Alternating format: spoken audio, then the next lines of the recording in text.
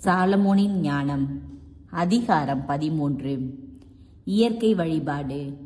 கடவுளை அறியாத மனிதர் அனைவரும் இயல்பிலேயே அறிவிழிகள் ஆனார்கள். கண்ணுக்கு புலப்படும் நல்லவற்றினின்று இருப்பவரை கண்டறிய முடியாதோர் ஆனார்கள். கைவினைகளை கருத்தாய் நோக்கியிருந்தும் கைவினைஞரை அவர்கள் கண்டு கொள்ளவில்லை. மாறாக தீயோ காற்றோ சூறாவளியோ விண்மீன்களின் சுழற்சியோ அலைமோதும் வெள்ளமோ வானத்தின் சுடர்களோதாம் உலகை ஆளுகின்ற தெய்வங்கள் என்று அவர்கள் கருதினார்கள். அவற்றின் அழகில் மயங்கி அவற்றை அவர்கள் தெய்வங்களாக ஏற்றுக்கொண்டார்கள் என்றால் அவற்றிற்கெல்லாம் ஆண்டவர் அவற்றினும் எத்துணை மேலானவர் என அறிந்து கொள்ளட்டும். ஏனெனில் அழகின் தலையூற்றாகிய கடவுளே அவற்றை உண்டாக்கினார். அவற்றின் ஆற்றலையும் செயல்பாட்டையும் கண்டு அவர்கள் வியந்தார்கள் என்றால் அவற்றையெல்லாம் உருவாக்கியவர் அவற்றை விட எத்துணை வலிமையுள்ளவர் என்பதை அவற்றிலிருந்து அறிந்து கொள்ளட்டும். ஏனெனில் படைப்புகளின் பெருமையினின்றும் அழகினின்றும் அவற்றை படைத்தவரை ஒப்பு நோக்கி கண்டுணரலாம். இருப்பினும் இம்மனிதர்கள் சிறிதளவே குற்றச்சாட்டுக்கு உரியவர்கள். ஏனெனில் கடவுளை தேடும் போதும் அவரை கண்டடைய விரும்பும் போதும் ஒருவேளை அவர்கள் தவறக்கூடும்.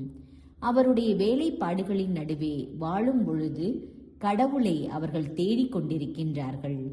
தாங்கள் காண்பதையே நம்பிவிடுகின்றார்கள். ஏனெனில் அவை அழகாக உள்ளன. இருப்பினும் அவர்களுக்கும் மன்னிப்பே கிடையாது. உலகை ஆராய்ந்தறியும் அளவுக்கு ஆற்றல் அவர்களுக்கு இருந்த போதிலும் இவற்றுக்கெல்லாம் ஆண்டவரை இன்னும் மிக விரைவில் அறிய தவறியது ஏன்? சிலை வழிபாடு. ஆனால் பொன் வெள்ளியால் திறமையாக உருவாக்கப்பட்டவையும் விலங்குகளின் சாயலாய் செய்யப்பட்டவையுமான மனித கை வேலைப்பாடுகளையோ பண்டை கால வேலைப்பாடாகிய பயனற்ற கல்லையோ தெய்வங்கள் என்று அழைத்தவர்கள் இரங்கத்தக்கவர்கள்.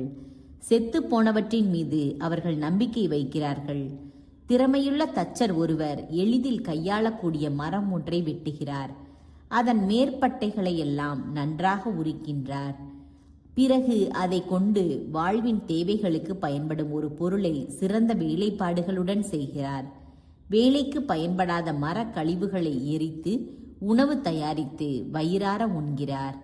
ஆயினும் அவற்றுள் எஞ்சியதும் ஒன்றுக்கும் உதவாததும் கோணலும் மூட்டு முடிச்சுகளும் நிறைந்ததுமான ஒரு மரத்துண்டை அவர் எடுத்து ஓய்வு நேரத்தில் அதை கருத்தாய் செதுக்கி கலை திறனோடு அதை இழைத்து மனிதரின் சாயலில் அதை உருவாக்குகிறார். அல்லது ஒரு பயனற்ற விலங்கின் உருவத்தை செய்து செந்நிற கலவையால் அதை பூசி அதன் மேற்பரப்பில் உள்ள சிறு பள்ளங்களை அவர் சிவப்பு வண்ணம் பூசி மறைக்கிறார். அதற்கு தகுந்ததொரு மாடம் செய்து அதை சுவரில் ஆணியால் பொருத்தி அதில் சிலையை வைக்கிறார். தனக்குத்தானே உதவி செய்ய முடியாது என்பதை அறிந்து அது விழாதபடி பார்த்து கொள்கிறார். ஏனெனில் அது வெறும் சிலைதான். அதற்கு உதவி தேவை. அவர் தம்முடைய உடைமைகளுக்கெல்லாம் திருமணத்துக்காகவும் குழந்தைகளுக்காகவும் வேண்டும்போது உயிரற்ற ஒரு சிலையுடன் பேச வெட்கப்படுவதில்லை. வலிமையற்ற ஒன்றிடம் உடல் நலத்திற்காக வேண்டுகிறார். செத்துப்போன ஒன்றிடம் வாழ்வுக்காக மன்றாடுகிறார். பட்டறிவு இல்லாத ஒன்றிடம் உதவி கேட்கிறார். ஓர் அடி கூட எடுத்து வைக்க முடியாத ஒன்றிடம் நல்ல பயணத்திற்காக இறைஞ்சுகிறார். பொருள் ஈட்டலிலும் அலுவலிலும் செயல்பாட்டிலும் வெற்றி தரும்படி வலுவற்ற ஒன்றிடம் அவர் வேண்டுகிறார்.